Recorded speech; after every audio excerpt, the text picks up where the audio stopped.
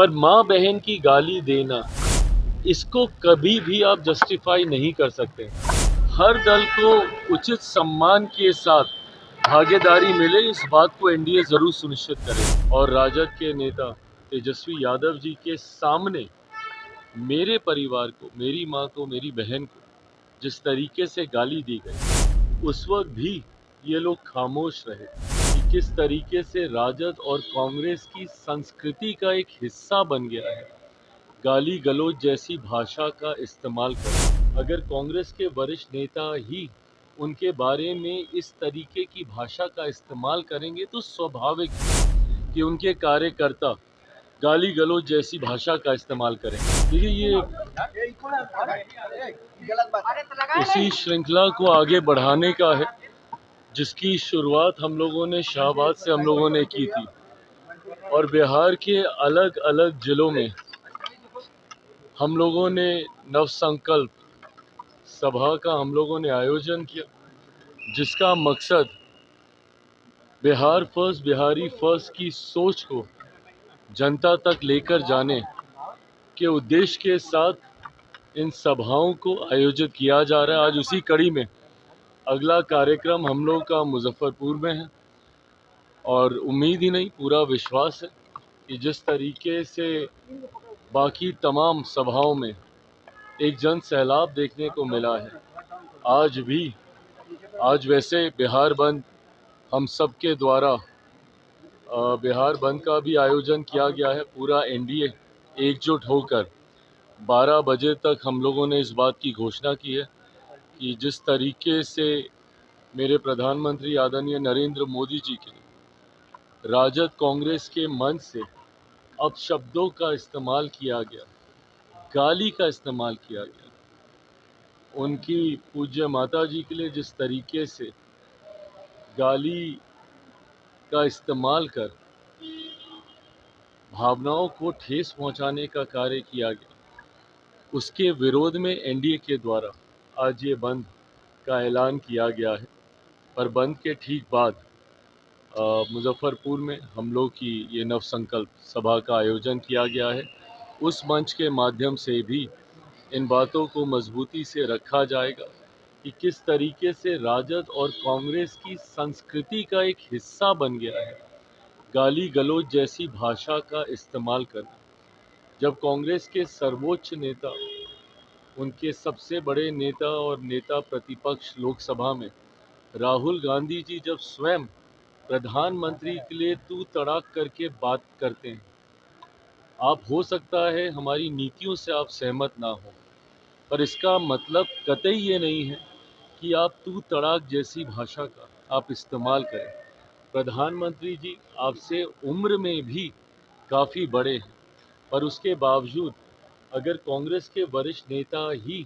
उनके बारे में इस तरीके की भाषा का इस्तेमाल करेंगे तो स्वाभाविक है कि उनके कार्यकर्ता गाली गलौज जैसी भाषा का इस्तेमाल करेंगे। और ये पहली बार नहीं है, इससे पूर्व लोकसभा के दौरान भी जिस तरीके से बिहार में नेता प्रतिपक्ष और राजद के नेता तेजस्वी यादव जी के सामने मेरे परिवार को, मेरी माँ को, मेरी बहन को जिस तरीके से गाली दी गई, उस वक्त भी ये लोग खामोश रहे।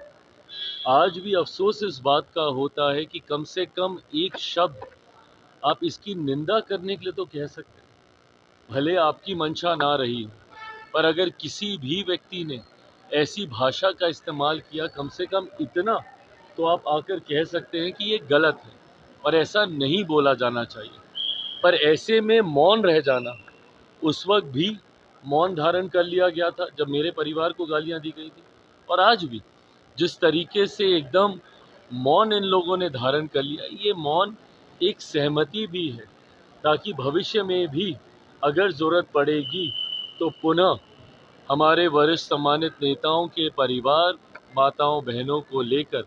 ये लोग अपशब्दों का इस्तेमाल करेंगे। लोकसभा चुनाव के दौरान भी जनता ने इनको जवाब देने का काम किया था, और इस बार पुनः विधानसभा में ऐसी भाषा के आक्रोश में जनता इनको जवाब देने का काम जीएसटी में बड़ी राहत मिली। और वित्त मंत्री जी का विशेष तौर पे धन्यवाद करूंगा क्योंकि मेरे विभाग से जुड़े हुए भी कई ऐसे विषय हैं जिसमें जीएसटी को लेकर हम लोग लंबे समय से राहत की हम लोग मांग कर रहे थे। आज मुझे खुशी है कि एक बड़ी आबादी को राहत देने का कार्य किया गया। मध्य वर्ग हो या लघु उद्योग हो, उनको जिस तरीके से जीएसटी की दरें कम कर और 28% को पूरी तरीके से इसमें से निकाल कर और 18 और 12% में आने वाली वस्तुओं को सीधा, अधिकांश उनमें से वस्तुओं को सीधा 5% या उसको निल किया गया है। जो वादा प्रधानमंत्री जीएसटी में राहत देकर देश की एक बड़ी आबादी को महंगाई से निजात दिलाने का प्रयास किया जाएगा, आज प्रधानमंत्री जी ने अपने उस वादे को पूरा किया। मैं अपनी तरफ से, अपनी पार्टी लोक जनशक्ति पार्टी रामविलास की तरफ से उनको धन्यवाद देता हूं। तेजस्वी यादव ने कहा है कि शादी आप कब करेंगे? अरे चिराग जी, मांझी जी ने सीटों को लेकर बात करी है। 20 सीटों की मांग उन्होंने की है। जिन्होंने मांझी जी ने 20 सीटों की मांग की ठीक बात है, हर दल अपनी तरफ से बात रखेगा, पर मैं सार्वजनिक ये चर्चा करने का मैं पक्षधर कभी नहीं रहा। मैं मानता हूं कि गठबंधन के भीतर सीटों की बातचीत पहले होनी चाहिए और उसके बाद हम लोग सार्वजनिक चर्चा करें, पर उन्होंने सीटों की संख्या का जिक्र सार्वजनिक तौर पे किया है। मुझे लगता है गठबंधन के भीतर भी जब ये चर्चा होगी, हर दल को उचित सम्मान के साथ भागीदारी मिले, इस बात को एनडीए जरूर सुनिश्चित करेगा। चिराग जी की मांग क्या होगी?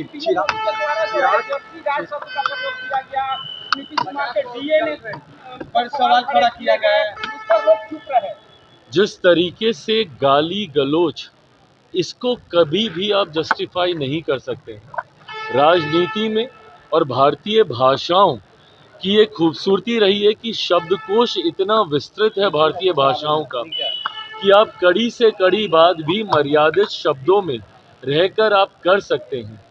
पर माँ बहन की गाली देना, इसको कतई किसी भी तरीके से जायज़ नहीं ठहराया जा सकता।